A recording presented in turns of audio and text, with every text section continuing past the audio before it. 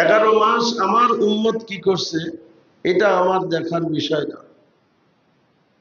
এই একটি মাস আল্লাহ তাআলা আল্লাহর বান্দার কাছে 1 মাস চাইছেন যে একটা মাস আমি আল্লাহর জন্য কোরবানি করব। এই পবিত্র মাহে রমজান, এই 11 মাসের একটা মাস যদি আল্লাহর জন্য আমরা দিতে পারি, তাহলে অবশ্যই এই 11 মাসের ফজিলত আল্লাহ তাআলা এই 1 মাসে পূর্ণ করে দিবেন। পবিত্র মাহে রমজান, এই রমজান মাস হচ্ছে দানের মাস, সদকার মাস। এই পবিত্র মাহে রমজান হচ্ছে আত্মসিদ্ধির মাস। এই পবিত্র মাহে রমজানে আল্লাহর রাসূল সাল্লাল্লাহু আলাইহি ওয়াসাল্লাম নিজে না খেয়েও অন্যকে ইফতার করাইছেন, সাহারি খাওয়াইছেন। এমনকি আল্লাহর রাসূল সাল্লাল্লাহু আলাইহি ওয়াসাল্লাম আম্মা আয়েশা রাদিয়াল্লাহু তাআলা আনহার কাছে 3টা খেজুর দিয়ে গেছে। তখন তো খুব দরিদ্র অবস্থা ছিলেন, এত বড় বড় কোটিপতি তখন সচরাচর ছিল না। আম্মা আয়েশা রাদিয়াল্লাহু তাআলা আনহা ইফতারের নিমতিম সময় ইফতারি নিয়ে বসেছেন, শুধু পানি, শুধু সাদা পানি নিয়ে বসেছেন আর 3টা খেজুর। একটা খেজুর হযরতে ফাতেমাতুজ জোহরা রাদিয়াল্লাহু তাআলা আনহার জন্য, একটা খেজুর আম্মা আয়েশা রাদিয়াল্লাহু তাআলা আনহার জন্য, আর একটা খেজুর মুহাম্মদ রাসূলুল্লাহ সাল্লাল্লাহু আলাইহি ওয়াসাল্লামের জন্য। জানালা দিয়ে উঁকি মেরে চা দেখে একজন ভিক্ষুক অসহায় জননী তার 2টা শিশু নিয়ে বসে আছে, তাদের কোনো ইফতারের ব্যবস্থা নাই। আম্মা আয়েশা রাদিয়াল্লাহু তাআলা আনহার কাছে এসে ইফতারের জন্য সাহায্য চাইছেন। আম্মা আয়েশা, আপনার কাছে কোনো খাবারের ব্যবস্থা আছে? আমরা ইফতার করব, কিন্তু আমাদের ইফতারের ব্যবস্থা নাই। হযরতে আম্মা আয়েশা রাদিয়াল্লাহু তাআলা আনহা তৎক্ষণাৎ একটা খেজুর দিয়ে দিলেন। একটা খেজুর নিয়ে তার বড় সন্তানের হাতে দিলেন। আম্মা আয়েশা আবার ডাক দিলেন, আর একটা খেজুর দিলেন। আর একটা খেজুরও সন্তানের হাতে দিলেন। কিন্তু ওই শিশুরা তো রোজা ছিল না, মায়ের সঙ্গে ইফতার করবে। আম্মা আয়েশা রাদিয়াল্লাহু তাআলা আনহা চিন্তা করলেন সন্তানের জন্য, ইফতারের জন্য 2 সন্তানের হাতে 2টা খেজুর দিলেন। কিন্তু ওই মহিলার তো ইফতারের কোনো ব্যবস্থা রইল না। আম্মা আয়েশা আবার ডাক দিলেন, ডাক দিয়ে ওই খেজুরটা পর্যন্ত ভিক্ষুকের হাতে তুলে দিলেন। ভিক্ষুক খুশি হইয়া সন্তান লইয়া ইফতারের জন্য প্রস্তুতি নিলেন। আযান পড়ে যাবে এমন সময় বিশ্বনবী মুহাম্মদ রাসূলুল্লাহ সাল্লাল্লাহু আলাইহি ওয়াসাল্লাম এসে বলেন, আয়েশা, শুধু পানি নিয়ে বসে আছো, শুধু পানি নিয়ে বসে আছো, তোমার কাছে তো কোনো খেজুরও নাই। আমি যে 3টা খেজুর দিয়ে গেলাম, এই খেজুর কোথায় গেল? মুহাম্মদ রাসূলুল্লাহ সাল্লাল্লাহু আলাইহি ওয়াসাল্লাম বলার সঙ্গে সঙ্গে আম্মা আয়েশা রাদিয়াল্লাহু তাআলা আনহা বললেন, আল্লাহর দোস্ত, ইয়া রাসূলুল্লাহ, ইয়া হাবিবাল্লাহ, ভিক্ষুক এসে সাহায্য চাইছেন ইফতারের জন্য। আমি 2টা খেজুর প্রথম একটা একটা করে দিয়েছি, তার 2টা সন্তানকে 2টা খেজুর দিয়েছে। আর ওই মহিলা ইফতার করবে, তার ইফতারের জন্য কোনো খেজুরও নাই, পানিও নাই, কিচ্ছু নাই। আমি ওই আপনার নামের খেজুরটা পর্যন্ত ওই রোজাদারকে দান করে দিয়েছি। মুহাম্মদ রাসূলুল্লাহ সাল্লাল্লাহু আলাইহি ওয়াসাল্লাম বলেন, আয়েশা, এই মুহূর্তে জিবরাইল আলাইহিস সালাম এসে বলে গেল, 3টা খেজুর 3 জনকে দিয়েছ, 2 জন রোজা নাই আর 1 জন রোজা আছে। ওই যে 3 জনকে 3টা খেজুর দিছ, 3 জনের তো 3 জনের রোজার সওয়াব আল্লাহ রাব্বুল আলামিন আমাদের 3 জনকে দান করে দিয়েছে।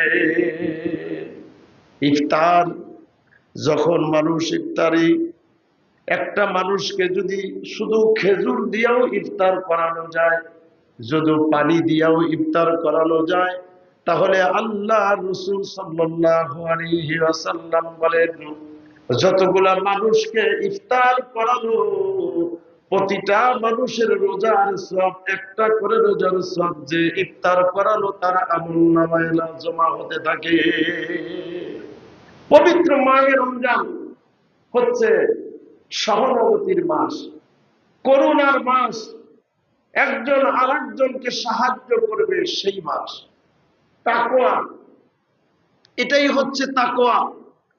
এক মুসলমান আর এক মুসলমানের উপরে সহানুভূতি করবে, তাকওয়া করবে, আল্লাহর উপর ভরসা রেখে সাহায্য করবে। আল্লাহর রাসূল সাল্লাল্লাহু আলাইহি ওয়াসাল্লাম এটা পছন্দ করেন।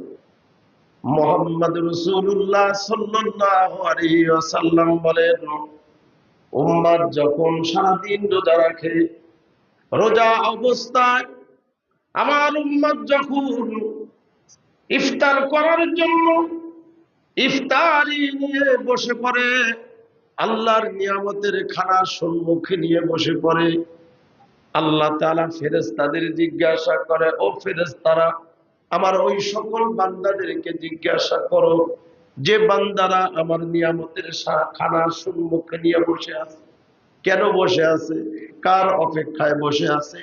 ফেরেশতারা বলে, আল্লাহ আপনি আর আপনার বান্দাই তো ভালো জানেন, তবু তোমাদের মুজাবান দিয়ে শুনতে চাই, তোমরা বলো আমার ওই বান্দাগুলো ইফতারি সামনে নিয়ে, ইফতারি সামগ্রী নিয়ে তারা বসে আছে, কার অপেক্ষায়, কেন বসে আছে?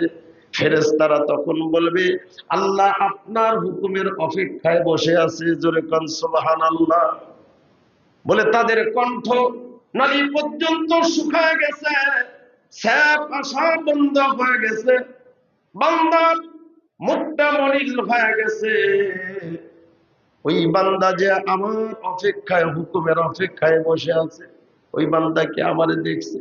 বলে না, আপনারে দেখে নাই।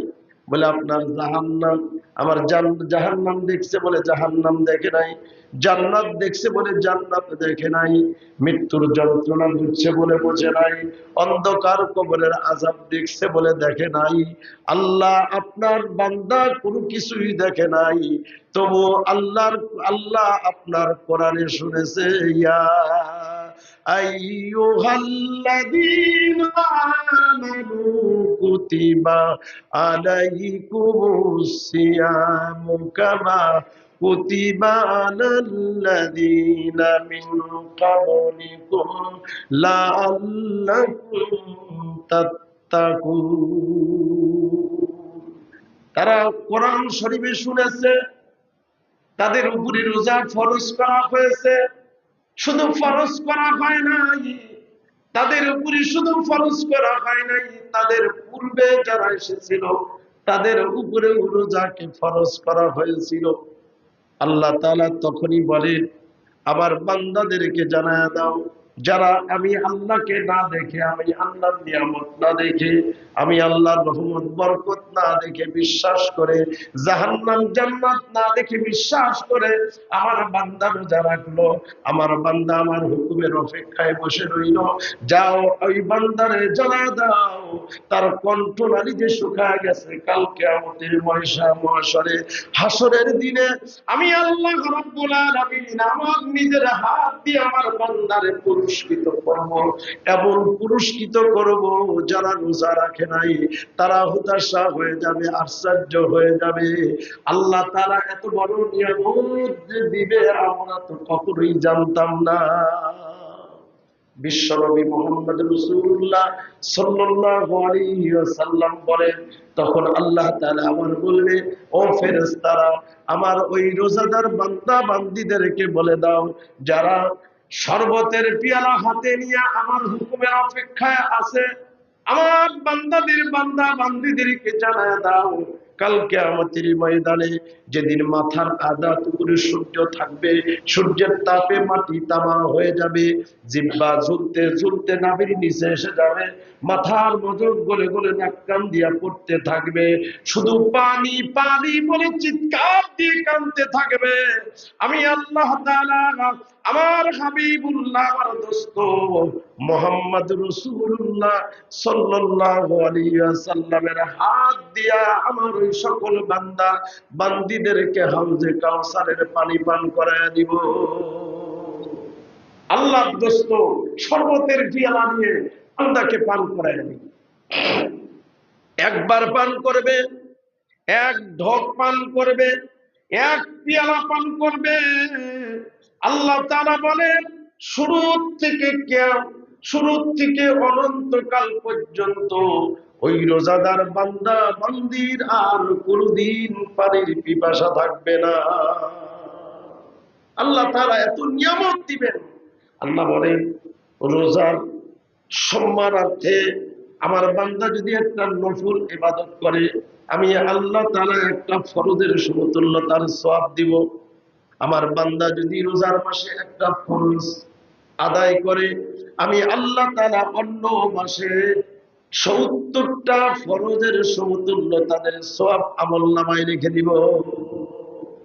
এক টাকা দান করবে, ৭ লক্ষ টাকা সদকা করার সওয়াব তার আমলনামায় লেখা হয়ে যাবে। আল্লাহ তাআলা বলেন, আমি আমার বান্দাকে অধিক অধিক সওয়াব এই রমজান মাসে দান করব। আমি আল্লাহ তাআলা আরশকে সাক্ষী রেখে, জমিনকে সাক্ষী রেখে, ৭ আসমান ৭ জমিন সাক্ষী রেখে, ফেরেশতাদেরকে সাক্ষী রেখে আমি আল্লাহ ওয়াদা করলাম, আমার ওই রোজাদার বান্দাকে কখনোই জাহান্নামের পরে দিব না। তাকওয়া, রোজা হচ্ছে তাকওয়া, রোজা হচ্ছে আত্মসিদ্ধির। আল্লাহর রাসূল বলেন যে 11 মাস আমার উম্মত কি করছে আমি খবর নিব না। আমার উম্মত যদি 1 মাস